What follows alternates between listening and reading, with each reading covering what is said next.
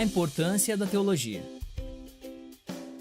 A principal fonte para a boa teologia é a Bíblia. De fato, ela é fonte primária para todas as 3 disciplinas teológicas: teologia bíblica, teologia histórica e teologia sistemática. Nesse vídeo, vamos falar um pouco sobre cada uma delas.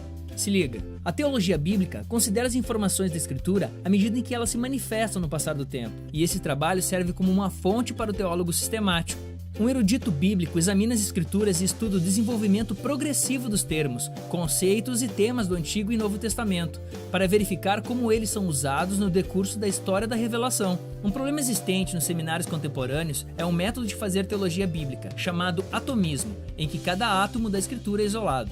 O erudito pode limitar-se a estudar apenas a doutrina paulina de salvação em Gálatas, enquanto o outro se focaliza exclusivamente nos ensinos de Paulo sobre a salvação em Efésios.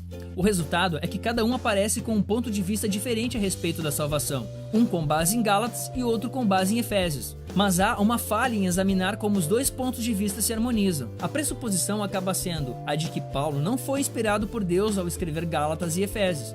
Portanto, não há uma unidade abrangente e nenhuma coerência na palavra de Deus.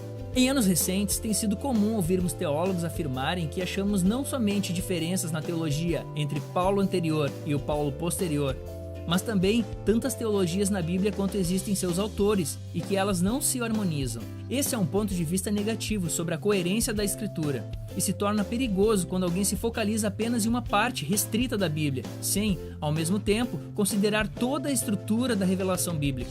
A segunda disciplina, outra fonte para a teologia sistemática, é a teologia histórica. Teólogos históricos investigam como a doutrina se desenvolveu na vida da igreja no decorrer da história, principalmente em tempos de crise, quando heresias surgiram e a igreja reagiu.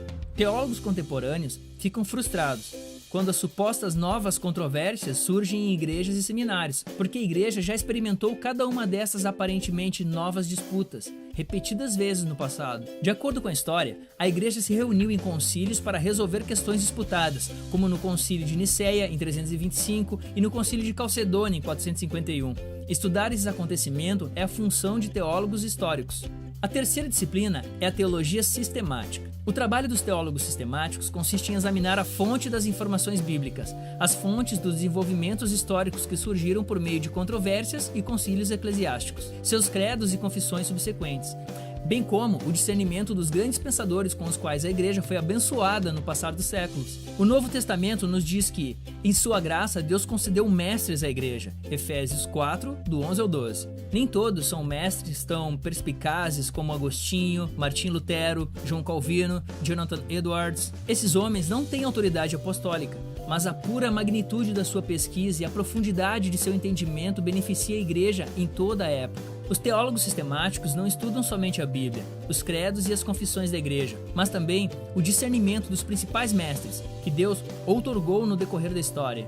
Eles examinam todas as informações bíblicas, históricas e sistemáticas e as apresentam juntas. A questão real diz respeito ao valor de todo esse estudo. Muitas pessoas acreditam que o estudo teológico tem pouco valor. Elas dizem: eu não preciso de teologia, preciso apenas conhecer Jesus. Mas a teologia é inevitável para todo cristão.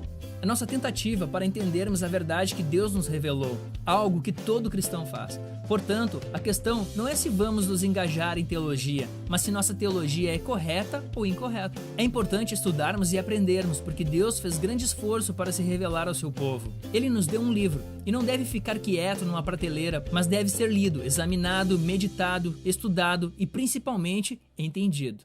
Esse vídeo é uma parceria entre Voltemos ao Evangelho e a Pictobíblia. Que Deus te abençoe e até a próxima.